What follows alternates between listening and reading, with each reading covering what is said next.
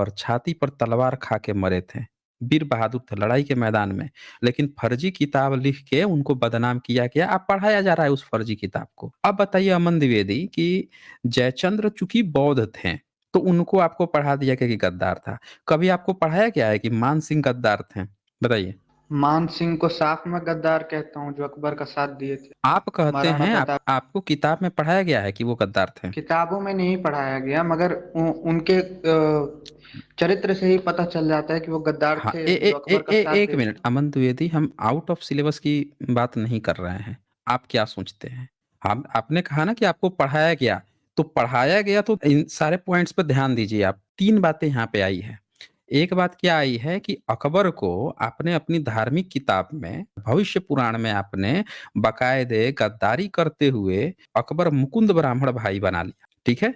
मतलब आप उन सब से भी, चाहे मान सिंह हो चाहे कोई भी हो, उनसे कहीं गुना आगे निकल के आपने अपनी धार्मिक किताब पुराण में, भविष्य पुराण में अकबर को मुकुंद ब्राह्मण अपना ब्राह्मण बना लिया, उसके दरबारी बन गए।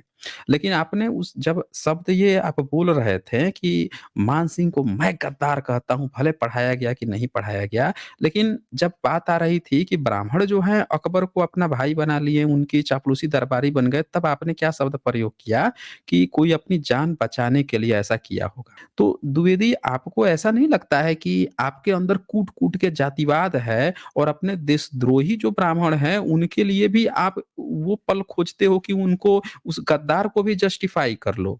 जब दूसरी जाति देखते हो, जैसे राजपूत हैं, मान सिंह, उनकी जब बात आई, तो उसको आपने तुरंत कह दिया कि मैं तो कहता हूँ कि वो गद्दार था, और आपके मन में नफ़रत भरी पड़ी है। मतलब चाहे राजपूत अपने को ऊँची जाति समझते हों, लेकिन आपका क्या कर्तव्य है कि मैं तो कहता हूँ कि गद्दार था, लेकिन ब्राह्मण पर आप तुरंत वो करने लगे, बचाव करने लगे। जहाँ तक, भैया। 1 अ, मिनट मेरी बात पूरी होने दीजिए।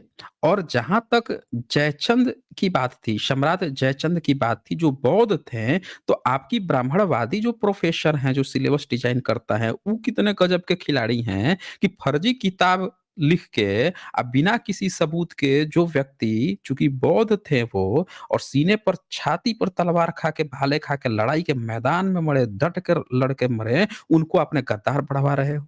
और उदाहरण देते हो जयचंद, फ़िल्में आप बनवा देते हो ऐसी फर्जी फ़िल्म।